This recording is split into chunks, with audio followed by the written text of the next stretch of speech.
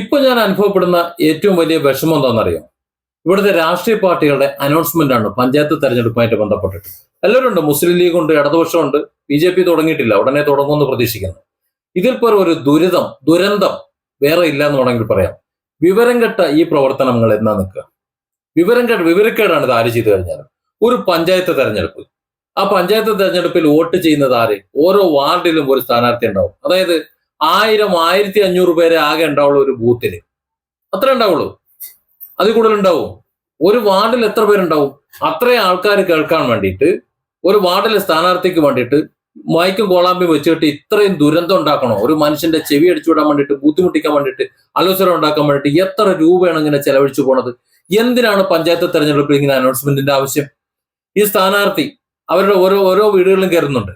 ഓരോ പാർട്ടിയുടെ സ്ഥാനാർത്ഥിയും അവരുടെ വാർഡിലെ എല്ലാ വീടുകളിലും ചെല്ലുന്നുണ്ട്. ചെന്നിട്ട് വോട്ടിന്നതാണ്, അപ്പൊ ഞങ്ങളത് ഇന്ന കാര്യങ്ങൾ ചെയ്യാനാണ് ഞങ്ങൾ ഉദ്ദേശിക്കുന്നത്, ഇന്ന രീതിയിലാണ് നമ്മൾ പെരുമാറുക, നിങ്ങൾ എന്തെങ്കിലും ആവശ്യമുണ്ടെങ്കിൽ ഇന്ന നമ്പറിൽ വിളിച്ചാൽ മതി, ഞാൻ നിങ്ങളുടെ അടുത്തുണ്ടാവും. ഇത്തരം കാര്യങ്ങൾ പറഞ്ഞങ്ങ് പോയാൽ പോരെ?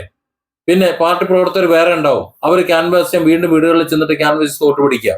ഇങ്ങനെ ഈ റോഡാന്തരം ഇങ്ങനെ വലിയ മൈക്കും വെച്ചിട്ട് ഇങ്ങനെ പാട്ടും കച്ചേരിയും വെച്ച് ഇങ്ങനെ അനൗൺസ് ചെയ്ത് ശബ്ദ കോലാഹലം നടത്തിയിട്ട് ജനങ്ങളെ ബുദ്ധിമുട്ടിക്കണം.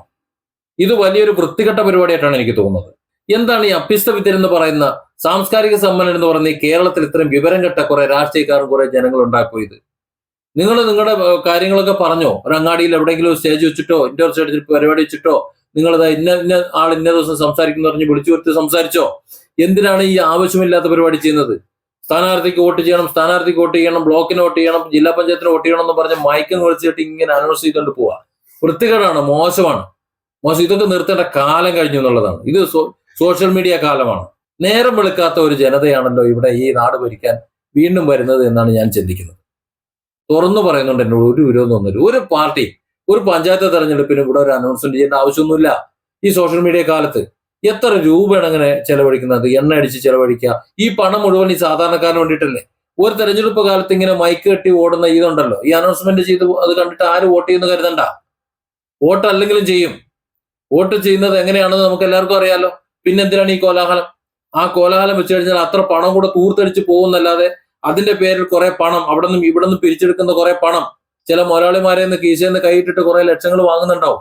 ആ പണം വാങ്ങിയെടുക്കുമ്പോൾ അത് ചെലവഴിക്കപ്പെടുന്നുണ്ടെന്ന് അവരെ ബോധ്യപ്പെടുത്താൻ വേണ്ടി, ബാക്കിയുള്ളവരെ ചെവിക്കല്ലടിച്ച് തെറിപ്പിക്കാൻ വേണ്ടി എന്തിനാണ് ഇങ്ങനെ നടത്തുന്നത്? അത് ലീഗ് ആയാലും മാർക്സിസ്റ്റ് ആയാലും BJP ആയാലും വേറെ ഏതെങ്കിലും പാർട്ടി ഉണ്ടെങ്കിൽ അവരായാലും ആരായാലും, മുസ്ലിം ലീഗ് ആയാലും കോൺഗ്രസ് ആയാലും ആരായാലും, അതൊരു വൃത്തികെട്ട പരിപാടിയാണ്.